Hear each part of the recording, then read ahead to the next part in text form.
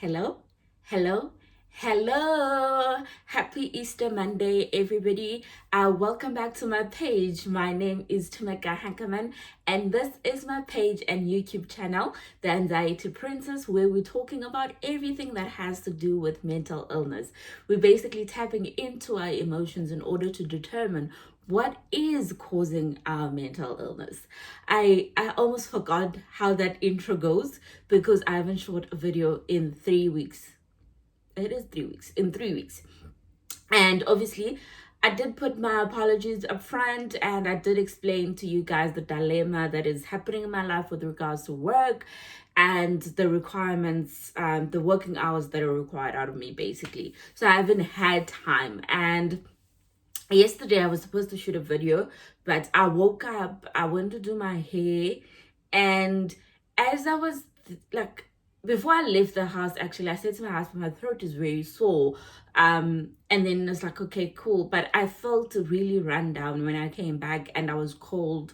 So I was like, you know what, let me spend the rest of the day in bed and I'll shoot today. Obviously today I'm working, but I thought, let me shoot the video before I start working, because obviously it's now April and I had given you guys until April to bear with me. So before I go into today's video, let me just welcome all the new people that have joined in the last 3 weeks. Welcome to this beautiful mental health nation. We're very transparent, very open. We're not judgmental. We're welcoming each and every one of you. And I hope the tools that I'm giving you guys will sort of help you in order to sort of incorporate it in your own mental journey. Again, let me put it out there. I'm not a doctor. I'm not a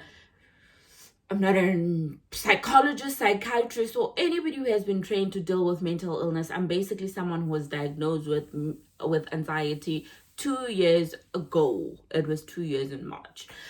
2 years ago, and I've been living my truth. And I basically am trying to give you guys hope. I'm trying to restore the faith. I'm trying to kill the stigma. But basically, I am trying to normalize mental illness. So please do not let this channel or page be a substitute for your own responsibilities that you're supposed to do where your mental health is concerned. You still must go for therapy. You still must decide whether you're going to go on medication. This is just a tool. This is basically just a page where I could talk about my mental illness freely, basically. So if you relate, that's good. If you don't relate, that's good as well. But I hope you'll find what you're looking for in this beautiful mental health nation. Cool. So I've done the welcome, I've done the disclaimer, and let me just say that on a life update kind of thing, obviously I've had a hectic deadline that I needed to meet at work.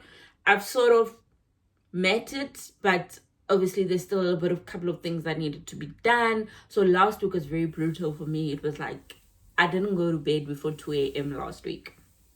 So it was really a hectic week, and I'm just glad that I could relax Friday, Saturday, and yesterday, that I could just unwind. And I think I'm very energized now to go back and work. And for the first time, I think since we went into lockdown, no, I lied. For the first time in a while, I did what I enjoy the most, which is going for afternoon tea. I went for afternoon tea with my husband on Saturday, and it was beautiful just to be able to breathe out of my own house, because I haven't had really much time to do anything outside. So that was really good for my mental well-being as well, that I could just stop seeing the same thing inside my house, kind of thing. But I'm hoping the next couple of weeks are going to be a little bit easier at work. Not easy, like just a little bit easier than what they are at the moment.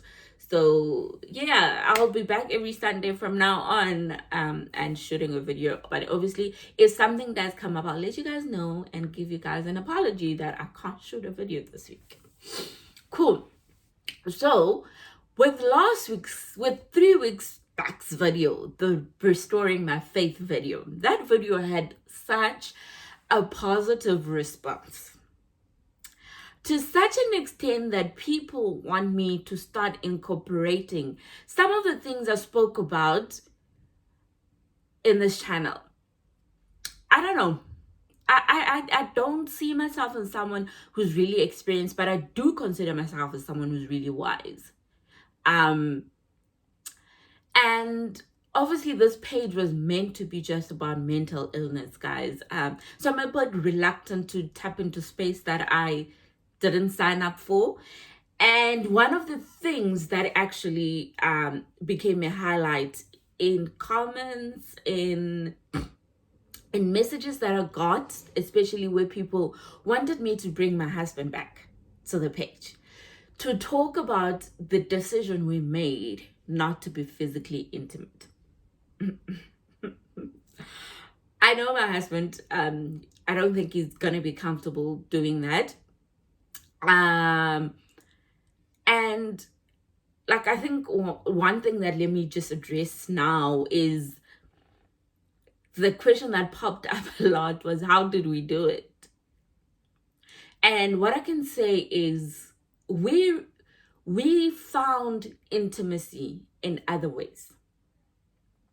We found intimacy in getting to know each other. We found intimacy in talking about our emotions.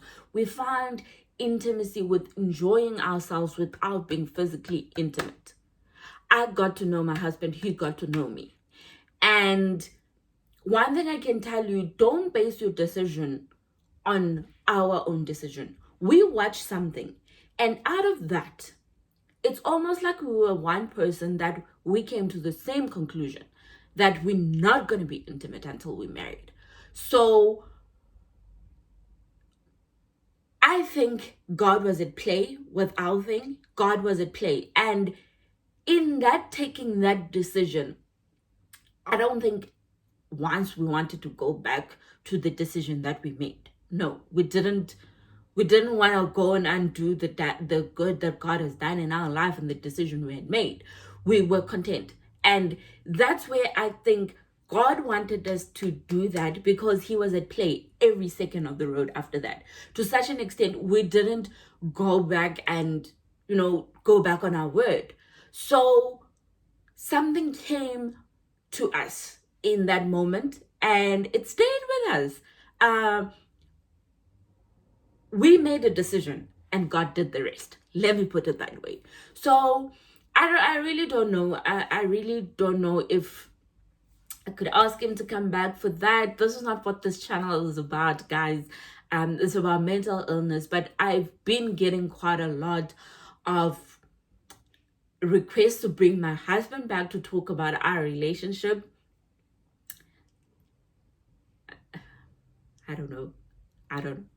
I have to speak to him about, because it's not only about this thing. After he came on the channel, there was lots of people just asking in general about our relationship, the fact that we're in a multiracial relationship, things like how did our parents feel about it, and how did we manage to deal with people's judgment on us and things like that. But I don't know, maybe I'll see. If I keep getting requests, maybe I'll do a one video where we talk about our relationship and then we never go back again, because this page is about mental illness, guys. But I'm glad that you guys are taking an interest in knowing the things that are happening to me. And I think it's because I talk about my husband a lot in my videos. And those who know my husband is my world, my rock, my support structure, everything you can possibly think of. He is that. So I'm really glad that the video got quite a good response. I posted a clip of the video on my Instagram page, because obviously some people, I post there to let them know the video is now on YouTube. And I tagged Pastor Michael Todd because I was talking about him. And guess what? He liked the video. Pastor Michael Todd liked my video. That was a moment where I was overjoyed with emotion. I was really happy about that. But I will post the details about the relationship series on my page, so that if you're a young couple who just wants to understand relationship dynamics of being single. Why is it good for you to be single? I think really go and watch that thing. You'll actually realize that being single is not all that bad, and maybe that's what you should be doing for yourself. But that's not what the video is about today. So in today's video, I just want to see if I've covered all the admin. As usual, Pink Book is here. So I've covered the admin, and today's video is a Q&A. So a couple of weeks ago, I did say I'll do another Q&A because I've been getting quite a few questions with regards to mental illness on my inboxes, and this is the last Q&A I will do where mental illness is concerned. I think Q&As put me out of my comfort zone a little bit, because then I'm scared that I'm giving an answer that a person will base their whole existence on, and that's not what I want. So I'm always very reluctant to answer people's questions, because I don't want you to take my answer and think that's basically the answer, because that's not the case. So this is the last Q&A I'm going to do. The next Q&A I'm going to do now is when I have a guest who's coming to shoot a video with me, guys. I really don't like Q&As, but I thought, let me do this Q&A. I got quite a few questions. Some I covered in the video. I think it's video number 4. I don't know which video, but it was basically a Q&A about me, Q&A about things I like, Q&A about mental illness. That was a combo, all in one. So this one is purely about mental illness. So I really am not going to do another Q&A. It really puts me in a very uncomfortable position, because I don't know what you're going to do with the answer I give you. Do you get me? So, but let's do it. Let's jump into the questions. I did draft, I think, 14 questions that I got. I think I got about 20 something questions, but some of the questions have been covered in some of the videos. So I kind of needed to narrow down the questions. And I'm not going to repeat myself, because some of the stuff is covered in the other videos. First question I got is, when is the right time to go on medication? Ooh. I don't think there's a right and a wrong time to go on medication. It's a personal choice to go on medication. So obviously for me, the right time for me to go on medication was when I thought I've exhausted all other options. Therefore, medication was my last resort, because I did therapy, I did my test to rule out any physical, I did meditation, I did the taking a walk, drinking enough water, trying to get enough sleep, and all these other mechanisms that people usually give you. And my mental illness was still there, my panic attacks were still there. So I couldn't bear the physical that was happening to me. Therefore, I decided that I needed to go on medication. So there isn't a right time. If you're someone who can bear and grind through the panic attacks, then give the other mechanisms enough time to work before you take a decision to go on medication. So for me, I had my first panic attack in March. By June, I was on medication. So I gave it such a small room of time to work. Let me just quickly check something. I started my medication in July. I think it was after my birthday in July when I started my medication, actually. Yeah, it was July. So from March up until July, I was trying to find other coping mechanisms, but in July I was like, I've had enough. So there isn't a right time. If you feel as though you want to jump straight to the medication, that's your decision. If you want to try other things before you jump on medication, that's also your choice. But remember, being on medication is sort of a long-term thing. That's something you need to consider. Like, I've been on medication for almost 2 years now. It's something that's long-term, because you need to allow the medication enough time to fix the chemical imbalance that happened in your head before you can stop. And once you make a decision to stop the medication, you need to tap out.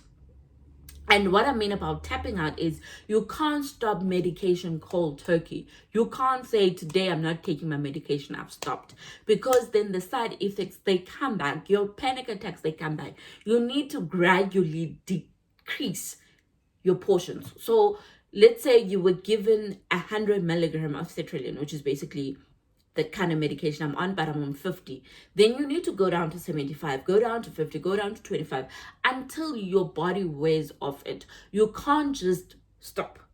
And remember that the prescription that you're given, like whether it's 100 milligram or 50 milligram, is dependent on the frequency of your panic attacks. It's dependent on the severity of your mental illness. So I started at 100 because my mental illness was at its ultimate high.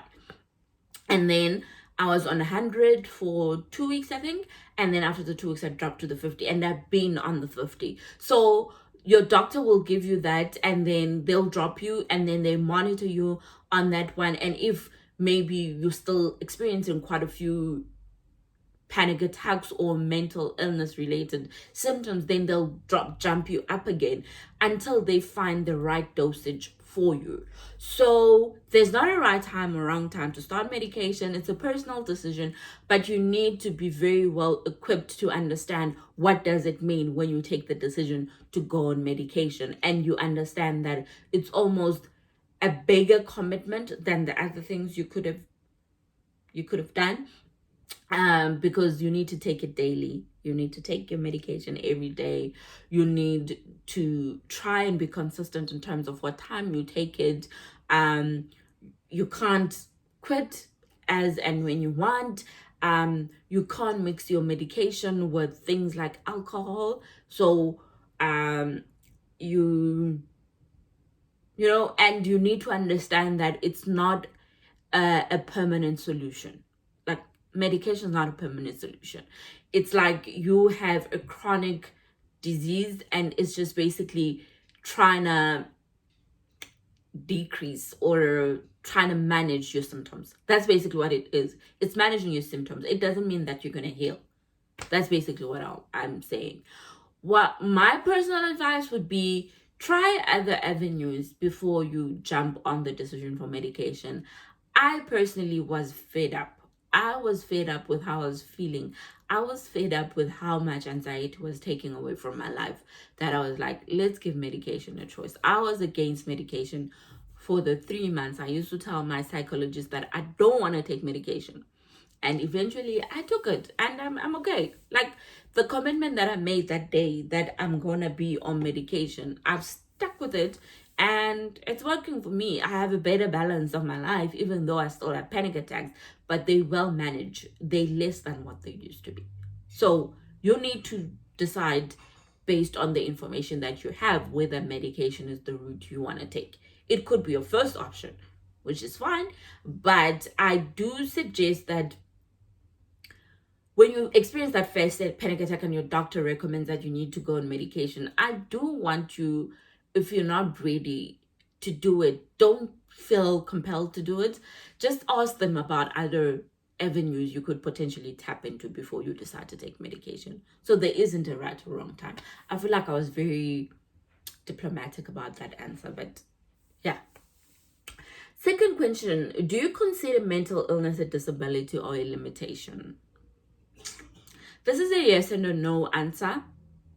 I don't consider it a disability, but I do consider it as a limitation sometimes.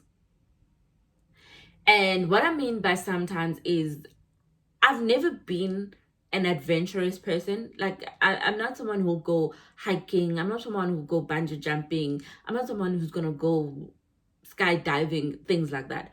That has never been me before I even had my panic attack. But now, I think before then, I would have gone on a hike. But now, my mental illness starts questioning everything that could go wrong in that hike. So initially, before my mental illness, I didn't consider the physical harm as so much, but I just didn't see myself as someone who would do those things.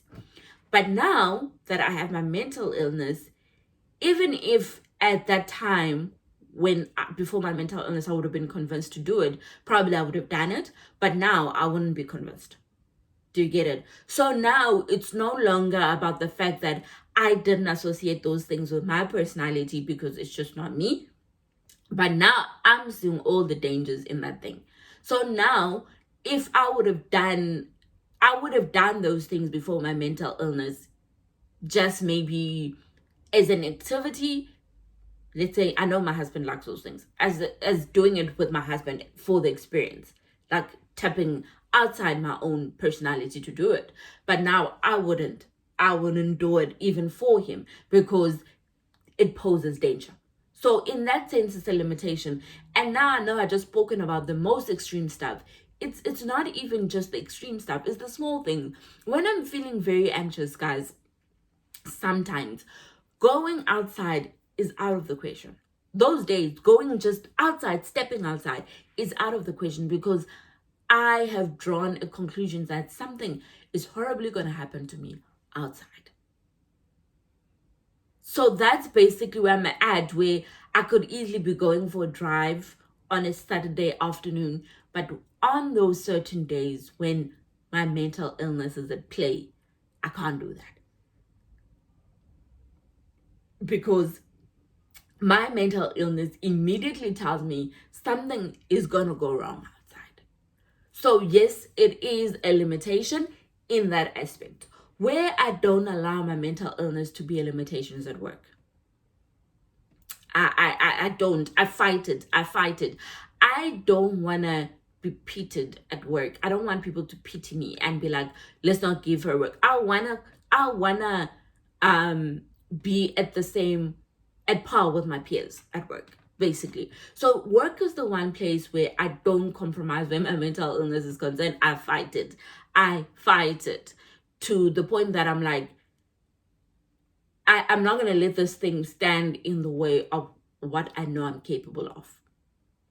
So when it comes to work, I try to fight it. I choose that battle, that's the battle I'm going to fight. But when it comes to me, whether going outside or not, that's a battle I don't want to, I don't even choose it.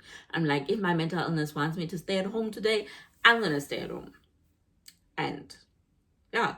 So yeah, it's a limitation, but I don't consider it a disability. I do just as much as other people at work, but maybe with my experiences that I could experience outside of work, maybe, yeah, I am a little bit behind with my peers because I'm scared to do it.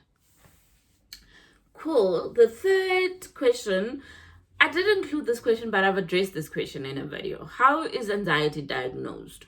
So just a little bit of a recap. I had a panic attack where I couldn't breathe. I felt an out-of-body experience. My heart was rushing very fast. I felt weak. I thought I was gonna collapse. And it was in the evening. It was on a Thursday evening, and I still told my husband, let's go to the doctor. So he was like, okay, first let's go outside and let's see how you feel after a few minutes. So we stood outside for a good 15 to 20 minutes, and then I started feeling better. But I was still very agitated. I was still very shaken, and I was really scared because I thought I was having a panic attack. And we got back, and I struggled to sleep that night because I was scared this thing is going to happen again. So that was the first thing that happened. Then it happened again. Then that's when I was like, I need to go to the doctor. So what did I do when I got to the doctor? The doctor did a ECG. It kept happening again. I went back. We did a stress test. We did a stress test in combination with blood work. Nothing was wrong with me. Oh my heart. We did an echocardiogram, which is another heart test. Nothing was wrong with me. And then I kept having these physical symptoms where I had a stabbing pain up above my left breast. I did an x-ray. There was nothing wrong with me. I did, what do you call it? The head one, where they put you on a machine. I did that one. I forgot the name now. I did that one. There was nothing wrong with my brain. So everything medically was ruled out, but I still had panic attacks. So physically, I knew something wasn't wrong with me, but I knew that something mentally was wrong with me. So in short, anxiety is diagnosed when all the medical conditions that could potentially mimic an anxiety are ruled out. Because anxiety or a panic attack, let me just say it, a panic attack mimics a heart attack. So if you've ruled out the heart attack, then you have a panic attack. So I did all the medical things that ruled out any other physical thing. The only thing that came out of my test was that I had a vitamin D deficiency, and that was purely because I was staying in Ireland. There was never any sun, so I took supplements for that. Vitamin B was also a deficiency. I needed to take supplements, which I did. Those were the only things that were wrong with me medically. So I suggest that you do the necessary things where you do all the tests if you have the means to do it, so that your doctor really knows and pinpoints it to one thing, that this is what you're suffering from. So that's how for me it was diagnosed. And the more I went for counseling, the more it became clear that there was underlying things, emotions that I hadn't worked with, that were probably influencing and, making my anxiety worse than it was. So that's basically how it was diagnosed. Cool. The next question is, how can I stop my anxiety from getting out of control? This is your life. This is your health. You need to take an interest in it. That means you need to identify fact patterns. You need to identify patterns that causes you to panic. So if a certain person is coming to visit you and all of a sudden you start panicking, okay, and then this person comes again and you start panicking again, then that person is a trigger. They're triggering your anxiety. If you driving causes you to panic, one day, maybe, okay, you're having a bad day. Second day, then driving is your trigger. So you need to pay attention to your mental illness and things that causes you to go into panic mode. So I know, for instance, me, when I have meetings the next day with people above me, I usually start feeling like, ooh, what if I say the wrong thing? And then I start panicking about that thing. So it's sort of identifying patterns, positions you put in that could potentially be causing your mental illness. So you need to be invested in your own mental illness. You need to identify fact patterns. I used to have a journal where I wrote all these things that, okay, this is today how I felt. I had a panic attack because of A, B, and I had a panic attack. Right. Then I start identifying all the steps that I took that day leading to that point where I had the panic attack, and almost start identifying patterns, trends in your own panic mode. You're basically going to see what is causing your panic attack. So as soon as you identify those things, you can avoid those things, because those are the things that are causing you to panic. So I think that is the only way you can actually get your mental illness in control and not let it get outside your control. Because the moment you keep exposing your mental illness to the same thing that's causing it to get worse, then it's going to get out of control. Do you get me? So you need to start being invested in identifying the things that are causing you to panic in order to eliminate them in your own journey, because they're going to make your anxiety worse. That's basically the only thing. Be invested. Write down how you felt today, and you'll gradually see, this thing is actually the one common factor that seems to pop up when my mental illness is concerned. That's all you can do. Cool. And then this question is a serious one, and I think I need to do a full-on video with it. It's about how can I support my child with anxiety. I think I'm going to do a full video on this one. I don't wish anxiety on my child, because for one, it's very confusing. Like, you as an adult going through it, it's very confusing. How much more for a child who doesn't understand? So you as a parent, you need to equip and educate yourself with the tools that's needed, as if you're the one who's suffering from anxiety. You need to be the sounding board for your child to let them know that nothing is wrong with you. This is basically what's happening to you. But obviously, you can't tell your child that unless you know. So you can't sit back and relax. You need to treat it as though you're the one who has this thing. You're the one who's suffering. Sometimes the parent has it and the child has it, which works wonderful. Then you as a parent, you know exactly what to do when your child is experiencing certain situations. But now it becomes hard when you as a parent, you don't have it. And now you need to teach your child about it. Let's say we're talking about a child who's 10. They don't know what it is. Like when they panic, when they find themselves in those anxious positions, they don't know what is going on. You need to be the sounding board as a parent. So I think the first tool that you can do is you need to act as though you're the one who has it, so that you can be the sounding board for your child. You need to keep letting your child know that there's nothing wrong with them. They're normal, because they start excluding themselves from other kids because they think there's something wrong with them. So you as a parent, you need to keep telling your child, this is the reason why you're going through this, and there's nothing wrong with you. There's nothing physically wrong with you. Thirdly, you as a parent, you need to stop being dismissive.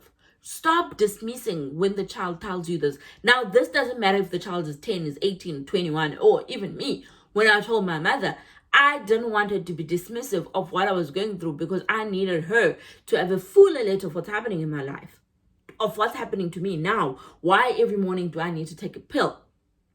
So that's another support way. Don't be dismissive. Listen attentively without imposing your views and beliefs on the child. So educate yourself like you're the one who's going through it.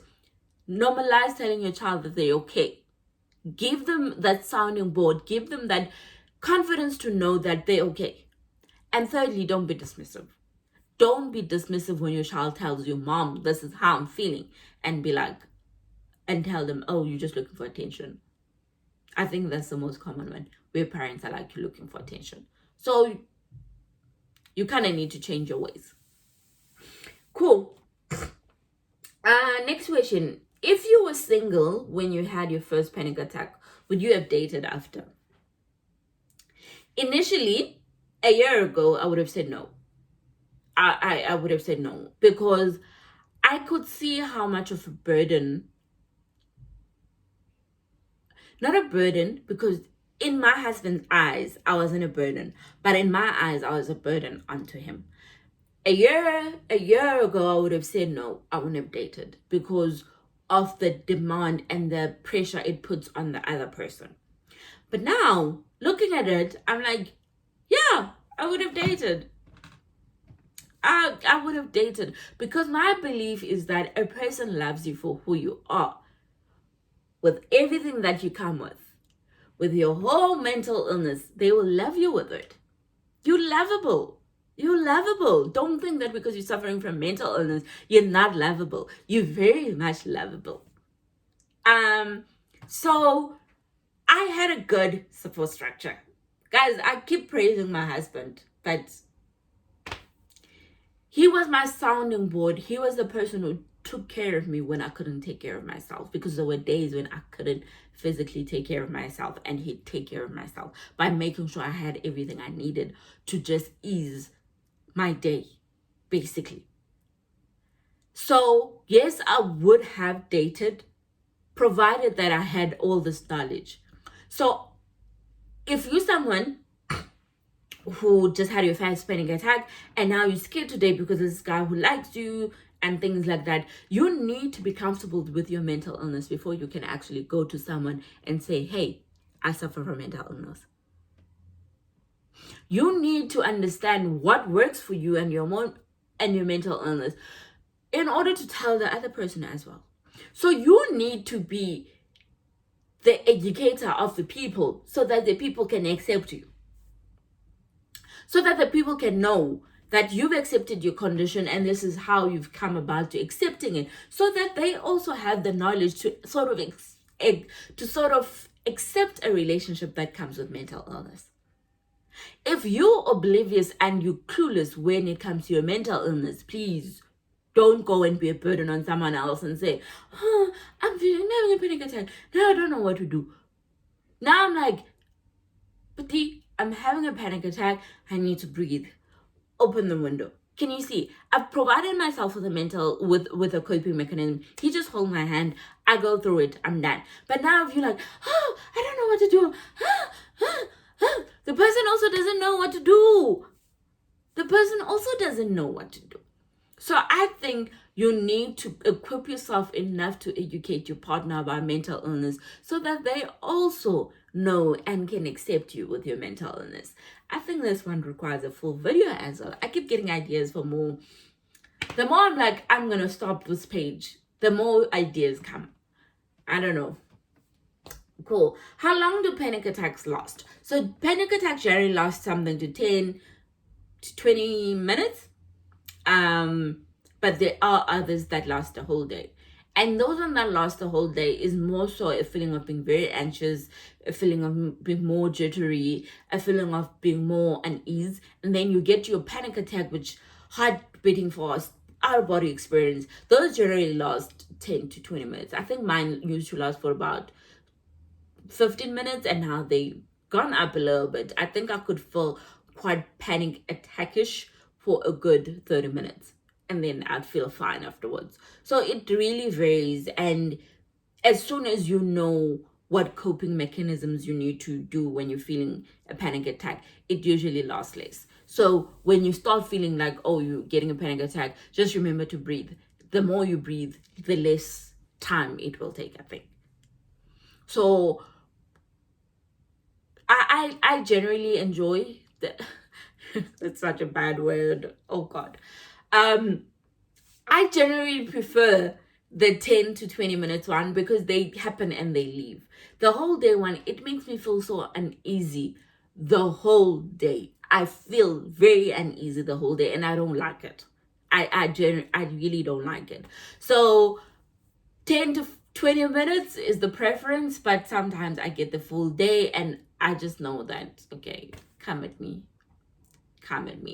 And I just need to keep trying to compose myself even though I'm feeling very uneasy. So that's basically that. Cool. On the previous video, you mentioned how much you spent on counseling. Was it worth it?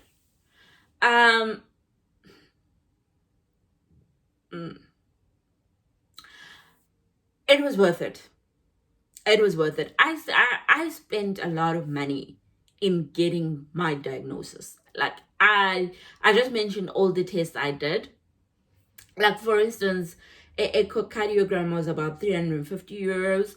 That is that's a good maybe 5k. I don't know what the rates are going at the moment. That's easy 5k, 120 euros for chest x-ray, head scan. I'm talking in the 300 euros.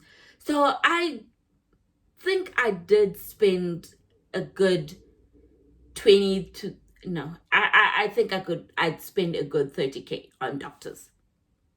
I think I did spend an easy 30k minimum on doctors in trying to rule out every other physical thing, because I used to jump every time I had something new. I used to jump to the doctor and be like, this is what I'm having, and then the doctor would give me medication to take away the headache, whatever. But I generally jumped every time I had a new physical symptom that I would go to the doctor and I think I was there every week.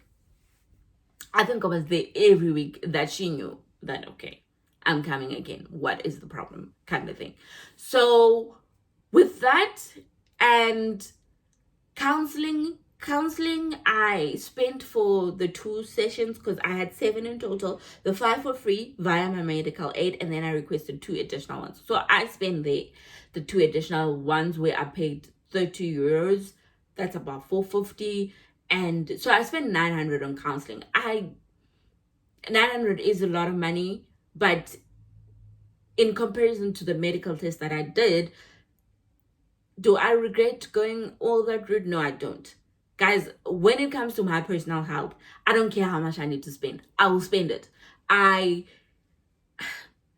thing is, I don't want to die having kept money like, let's say I have money in my bank account and I need to go do a test that's gonna cost me 20K, and I'm like, I'm not gonna spend the 20K. Then you're gonna die and you're gonna leave that 20K and someone's gonna spend that 20K on nonsense. So you need to be invested in your own mental illness. You need to spend the money. If you do not have the means, there's clinics, there's public hospital guys. So you need to stand up and be invested in your own mental illness. When it comes to my mental illness, I don't compromise. So yes, it was worth it in the sense that I could actually understand underlying emotions I haven't worked on with my counselor. So it's things I haven't spoken about. And my counselor was the only person I could speak to at the time and not being scared of any judgment, because she didn't know me. I didn't know her. I was paying her to listen to me, basically. So she was the one person I could be very transparent with. So I needed those moments where I could just speak freely without scaring the person, because sometimes I was scared to tell my husband things without scaring him or without him thinking I was going crazy, kind of thing. So yes, it was worth it. And yes, anything that has to do with your health is worth it. If you have the money, spend the money, because you're going to die and you're going to leave that money and someone else is going to use that money to do nonsensical things, basically. So please, just invest in your health. Just get up and do it. I paid for peace of mind. Let me put it that way. I paid for peace of mind, because every time my test came back, I knew they were going to come back clean. I knew they were going to come back clean, but I needed peace of mind. That peace of mind played a big part in my mental stability, because if I didn't get that peace of mind, then I had come to the worst of conclusion that I had a brain tumor, I had MS, I had this and this, I had a heart attack, and then those things would make me feel more anxious. So it's your own health. You need to spend the money to get the peace of mind, and peace of mind is very expensive. Cool. I'm cautious the video is going on 42 minutes now, and I have a few questions left. So the next question is, what is your biggest fear about your anxiety? My biggest fear about my anxiety, I hope it's not generic. I hope my kids don't have it. But if they do have it, they'll be blessed to have a mother who's been through it. I know exactly what I'm going to do for my kids if one of them has it. But my biggest fear is that I hope even if they do get it, they get it at my age as well, where they're more understanding inclined and, inclined to understand it. But if they don't, then I'm ready for it as well. But my biggest fear is my kids having it and just not knowing what to do.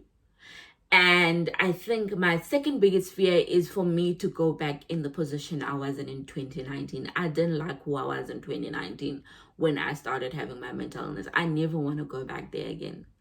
I never, it was just a black hole that I did not think I'd ever come back from. And it's one of the things we decided to come back home, because I thought being closer to family was probably the right decision at the time, because I just didn't know what to do anymore. So I don't want to go back there. So those are my two biggest fears when it comes to my mental illness: my kids having it, and me finding myself crawling back to where I was 2 years ago. Cool. Did you ever feel as though you were depressed in your journey? No. I was never depressed. I think I was more confused than depressed. And obviously when your anxiety manifests into depression, you need serious help, because that's when the suicidal thoughts come in. And I think I'm not going to say, I always need to try and find the right words. I think the lack of knowledge and just taking punches where mental illness is concerned as they come, and you just not doing anything about it, could potentially be the reason why it transpires into depression, because you don't know about it, you welcome it and you settle with it to a point where you feel like it's normal to be that way, and you don't address the cause. You're comfortable with taking it and just being comfortable with it. to such an extent, it kind of leads you into a depressed, gosh, it kind of leads you to a depressed mode that, God, why me? You start feeling sorry for yourself, you start pitying yourself, you start wallowing in your own sadness, basically. And then it transpires into a mode of depression that you start feeling as though you can't live with this thing anymore. But I can't stress this enough, guys. Education is key when you have mental illness. You need to teach yourself about your mental illness. And then you will see that it's not as bad. It's manageable. So no, I've never once felt depressed in my journey with mental illness. No, I haven't. My medications aren't working anymore. What should I do? There's so many different kinds of medications that you can try. It could be, one, your dosage is not correct. So let's say for me, I take citrulline. It could be that my dosage, the 50 milligram, is no longer working for me. Then my doctor needs to up my dosage to 75 or 100. I think you can go up to 200. 200 being the most extreme. So it could be, one, your dosage is not correct. So you need to discuss that with your doctor in order to determine whether you are on the right dosage. It could be, two, that the actual medication you are on is not the kind of medication you should be on. There's SSRIs, which is the part of where citrulline is. You have your benzos, which is part of where what's this? Is this other medication I used to take that stops. The benzos is the one. I don't think benzos are long term, to be honest, because those are the ones that have the addictiveness that comes with them. So they are there to stop a panic attack when it happens. So you have your panic attack, you take a benzo, you immediately calm down. Or the medication I was on for benzos was Xanax. So I used to take a Xanax when I have a big panic attack, and then it would stop and calm me down immediately. So there's a whole range. It could be that I did a post on it, a written post. So if you go down on the page, further down, you'll see the different classes of medication where anxiety is concerned. So it could be your dosage, it could be you're not on the right medication. So you need to be very transparent with your doctor and say, am I on the right dosage? So they'll maybe up your dosage and then monitor you for 2 weeks. And if it's still not working, then they will swap you. So they will look at all the possible things that they can do to, to ensure you're on the right medication. So that's probably the reason why it's not working. Cool. The other question, do they know at work about your condition? I think so. I think they do. There are some people that know about it. I'm very transparent when it comes to my mental illness. I don't hide it. I tell you what you're doing to me is going to cause my anxiety to spike out of control. So they do know about it. I think they do know about it. And I'm not shy to speak in platforms where we're talking about mental illness at work. And I made sure that my management style adapts to the fact that people could potentially be going through mental illness. So yeah, I think they know. And if they don't know, I'm very transparent about it. I'm not hiding it. Okay, the last question is, what made you start this page and has it helped? As I mentioned, the reason why I started this page was to normalize anxiety, was to show people that you can be, I generally like to consider myself as a happy person, that you can be happy while you live with mental illness. You can be in love while you live with mental illness. You can have a stable job while you have mental illness. So that was the reason I started this page. For me, this page is not a popularity thing. I'm not doing it to gain popularity. I'm too shy for that. My thing was that if I can touch 1 or 2 people, I'm good. But now we have over 500 followers. So if I upload a video for me and it has 1 view, I'm happy. Because then I know I didn't sit here and shoot a video for 50 minutes and nobody watches it. So for me, 1 view is my measure of success for the day. So if 1 person views my video, I'm happy. because then I know my job is done. That's all I needed. I think it has helped. I do generally get a lot of nice messages from people and comments on the page of how much this page has helped them. So I think it has helped. I don't know. But I don't know what the long-term plans for the page are. It's a lot of work, but I'm still around. I'm still going to be around. I still have a few topics to talk about. And as long as you guys still want me to shoot the videos, I'm all about shooting the videos. But to think that we were supposed to have 6 videos and that was supposed to be the end of it, and now we're on 20-something videos, is really a moment of me to be proud about, that I've been consistent in delivering the message that I want to deliver, that there is nothing wrong with suffering from mental illness. So I think that will wrap up the Q&A. I hope I've addressed your questions as the best that I can. And if I did not address your question here, I would have responded and either referred you to a video or just answer the question. But yeah, I will be back next week. I don't know what I'm going to be talking about yet, but I will have a discussion with my husband that we do a video where we talk about our relationship, if he's up for it. But if he's not up for it, then it's fine. Remember, guys, this is my page. I did not sign him up on it, that he's also part of it. So I really generally do understand when he can't partake in certain things, and I respect that. This is about me at the end of the day. So I hope this Q&A will help you with some of the questions that you have had. And if you do want to know more about the generics of mental illness, I think you need to go to video 1 to 4. Those first few videos, I think I drilled on anxiety as a whole. I think I gave a fuller picture. So I would suggest you go and watch those videos to get more information about the stuff I spoke about today. But I hope you're having a beautiful Easter Monday. You're staying warm. It's a bit cold in Cape Town, but I hope you guys are having a beautiful, beautiful Easter Monday. I hope you have a productive week. I'll see you guys next week. Mwah.